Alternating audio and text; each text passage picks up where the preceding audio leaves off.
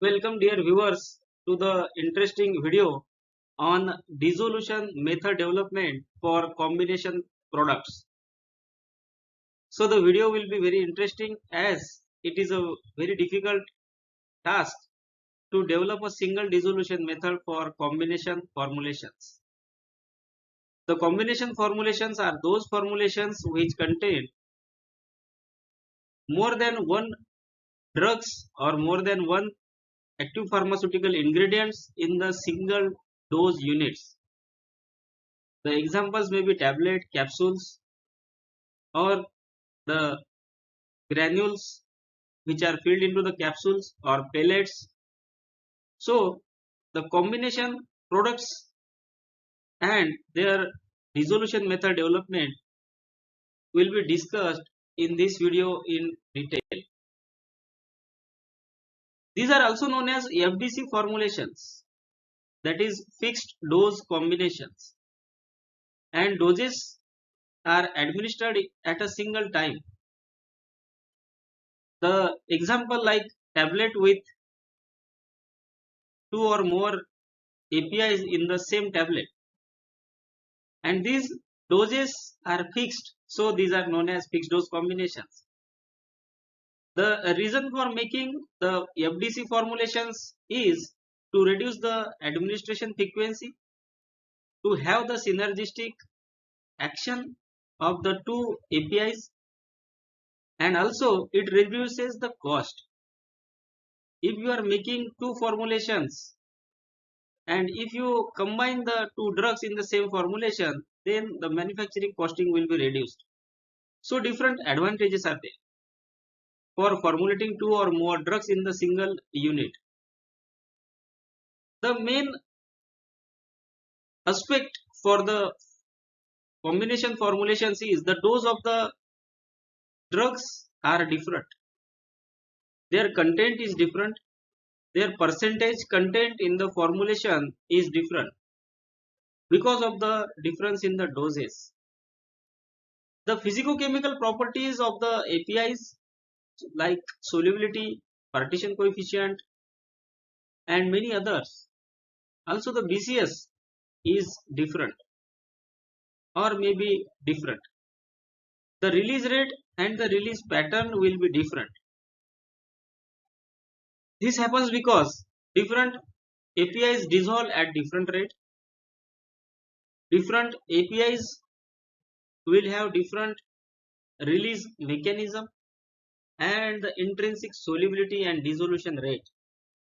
That's why these formulations have the challenge for dissolution method development. The combination formulations may be the combination of immediate release, modified release, and also the combination of immediate release and the modified release. Single API may be formulated with immediate release and the extended release profile or modified release profile, and that is done to have the loading dose and maintenance dose in the single formulation. Many times the painkillers have combinations. The antidiabetic formulations are formulated into combination, and the formulations which contain more than the one API are called as the combination formulations. They may have the immediate release layer or modified release layer, like in bilayer tablet you can formulate one API with immediate release and other with the extended release. Similarly, in the modified release capsule formulations, pellet population will be there with different release rates. The combinations of drug and the drug position in the formulation is different. Immediate release like IR layer, IR dose in coating or matrix design. So monolithic formulation may be there with the two drugs mixed in the intimate contact, and if they are not possible to have matrix design formulation, then bilayer may be made, or one drug in the core tablet and another drug in the coating may be included. Then modified release may be made with IR layer if it is IR combination, or modified layer and modified release may be made by the coating. Then combination of IR and MR release or MR or extended release layer, like in bilayer tablet. One layer will be IR, another will be extended release. Then MR core and IR in the coating. Like capsule formulation, the extended release population of pellet and immediate release population of pellets will be mixed and filled into the capsule. So these are some of the basics for combination formulations. Then why it is difficult or why it is a challenge for developing a dissolution method? Generally, single dissolution method or condition is always required and it is always preferred for combination formulations, because it will reduce the cost, because every dissolution run will increase the cost of testing, it will increase the time of testing, and also in the analysis it will may give rise to problems. Then regulatory aspects are also considered for making the dissolution method for combination formulation. So generally it is desired that with a single dissolution run with same parameters, both the APIs into the formulations are going to be checked. For example, if a tablet contains 5 mg or 10 mg of one drug with the another drug of 50 mg or 100 mg, and if two dissolutions runs are being done for testing the dissolution of these two APIs, then every batch is required to run for 2 times. That's why making a single method for combination formulation is a challenging task. And this video will guide you to have understanding to develop dissolution method that will be a single dissolution method.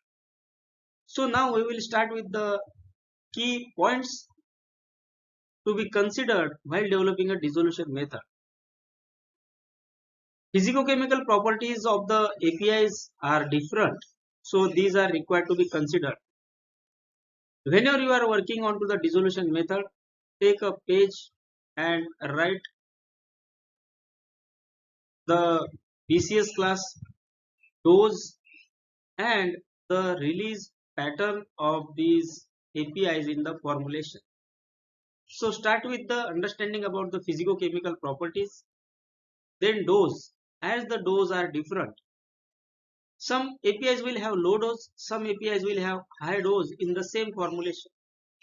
So it will impact the analytical dilutions and analytical sensitivity. So always try to have the good analytical sensitivity and also the single dissolution media and single dissolution parameters to test both the APIs, whether it is low dose or whether it is high dose. Then always have understanding about the number of formulation strengths, so that you can have the dissolution media and parameters same for all the dosage strengths. Sometimes the lower strengths will have different dissolution conditions, like surfactant level will be less for lower strength and will be higher for the higher strength. So it can be made strength dependent. The release rate and the mechanism are different for the different APIs in the same formulation. So whenever Starting with the dissolution method development, always check the literature. Literature search for method and dissolution parameters. So always go for standard literature, standard journals for the scientific understanding of dissolution method development. Monograph for combination formulations. Check the pharmacopoeias so that you can have the dissolution parameters and dissolution method for starting the dissolution development. Then also have the monographs for single formulation. If your formulation is containing drug A and B in the combination and you are not getting the dissolution for combination A and B, so go and check for dissolution method for A and dissolution method for B, which are separate methods. If you take out those separate methods, then you will have good understanding to start the method development. For example, if one drug is being tested in 0.1 normal SCL and if another drug is being tested or another drug formulation is being tested in water, then for example you can combine these and you can check both the APIs in 0.1 normal SCL. Then also have understanding about the OGD database which is provided by the US FDA that serve as a good resource for dissolution parameters. The dissolution of single API formulation can be considered for starting the method development, and it will help you a lot so that you will get the exact idea. And if nothing is there in the literature, then in-house method development is always have understanding about the BCS class of the combination APIs. Whether it is a combination of BCS class 1 drugs, that means all the drugs are BCS class 1, all the drugs are BCS class 3, or it is a combination of BCS class 1 and 3. So as 1 and 3 BCS class APIs are soluble, that means these are highly soluble. So generally surfactant is not required. Then insoluble drugs are more challenging for dissolution. If it is a combination of BCS class 2, combination of BCS class 4, combination of BCS class 2 and 4, so these combinations will be difficult for dissolution development. If the formulation contains one BCS class 4 drug and another BCS class 3 drug, then consider the solubility of BCS class 4, develop a dissolution media with surfactant as per the requirement, and then try to have the same media for dissolution of the soluble class of drug, that is BCS class 3. So like this you can start the dissolution method development. But if the formulation contains insoluble drug, then consider the insoluble drug first, because the soluble drug will or may get solubilized in the medias, whichever is selected for the insoluble API. Now saturation solubility across the pH range for both the APIs or whatever the APIs are used, develop a data for saturation solubility across pH range. Have the understanding and study about the dissociation constant of API and the drug substance. Consider whether the solubility of APIs is pH dependent or independent. BCS solubility, stability in the dissolution media of the drugs. If the drugs are unstable or getting degraded in the dissolution media, then it will be difficult to have the media for method development. For example, if one drug out of the combination get degraded due to 0.1 normal SCL, then you can think about the other media. Drug-drug interaction and the drug dissolution media interaction should be considered. Intrinsic solubility and dissolution of the drugs should be understood. Also, the critical material attributes of the drug substance to be understood for dissolution method development, like particle size, polymorphic form, and the stability in the dissolution media. Then media volume required for sink condition for both the APIs. Now both APIs should be soluble and sink condition should be there. Need of surfactant and its level if the API is insoluble. If API is insoluble across the pH range, then the surfactant is required. Selection of media and media volume based on the API solubility and the sink condition should be determined.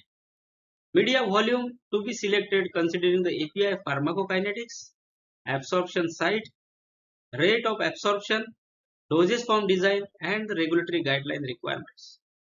Here, for example, I am giving you a formulation of two drugs which are BCS class 3 drugs, and these are rapidly dissolving. The formulation is tablet formulation or capsule formulation with disintegration time of around 5 minutes. So generally go for 0.1 normal HCl as a dissolution media, and surfactant will not be required. Media volume required for sink condition of both the APIs is must. The media like 0.1 normal HCl, pH 4.5 acetate buffer, and pH 6.8 phosphate buffer are required. And these three media along with water are tested for dissolution method development. Always have the data for sink conditions, that is saturation solubility and the BCS solubility. Then go for the selection of media and apparatus based on the standard conditions. The USP 1 apparatus, that is basket, RPM 100 and media volume will be 500 or 900 ml. USP 2 paddle apparatus, RPM will be 50 and media volume will be 500 ml or 900 ml. So these are finalized based on the physical observation of the formulation in the dissolution bowl. Then dissolution results, variability in the unit to unit dissolution, percent RSD, extent of release and the suitability of the media. Then RPM is required to be finalized based on the hydrodynamic conditions. If hydrodynamic conditions are not sufficient and if coning is there, if heap formation is there in the paddle apparatus, then slightly increase the RPM from 50 to 60 and from 60 to 75 and have the total data in hand, so that data will support for RPM finalization. If you are working on to the generic formulation, then always have the reference formulation dissolution in line to the generic formulation, so that whenever you are going to set the dissolution method, that time the reference formulation behavior will be understood. Other apparatus like USP 3, USP 4 apparatus can be considered and their parameters can be finalized as suitable for the formulation. After finalizing the dissolution apparatus and speed, go for the multimedia dissolution. If you are working on to the generic formulation, have the data of reference formulation also. Dissolution of all the strength of test and reference formulation to be performed to understand the discrimination between the pH and between the test formulation and the reference formulation. Impact of pH on dissolution can be understood. Then after getting the data, compare the similarity with by calculating the F2 factor with reference and the test product for lower strengths, as you will require the lower test formulation strength for bioweaver purpose. For that, always have the multimedia dissolution. Then once you finalize with the dissolution method, then discriminatory power of dissolution is required to be proved. So this is for both the APIs.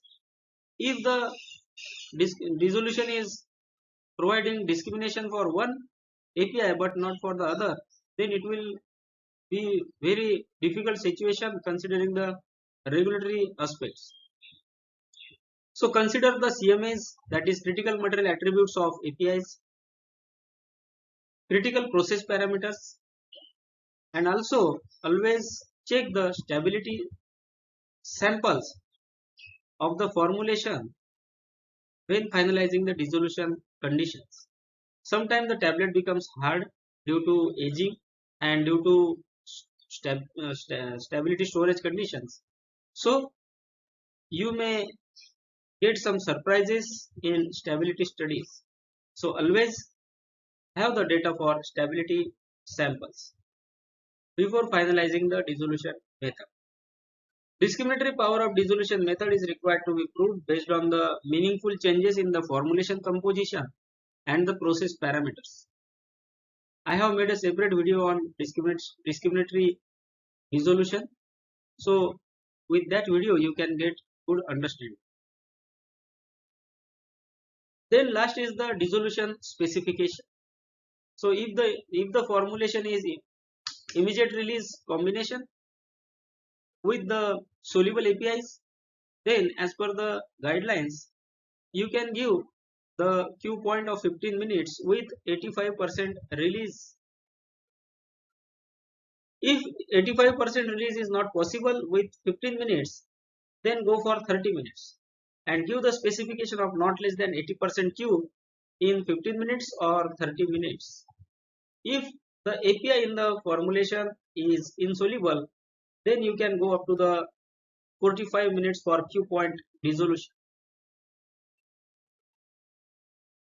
The Q point also depends on to the release mechanism, disintegration, and actual behavior of the formulation in the dissolution.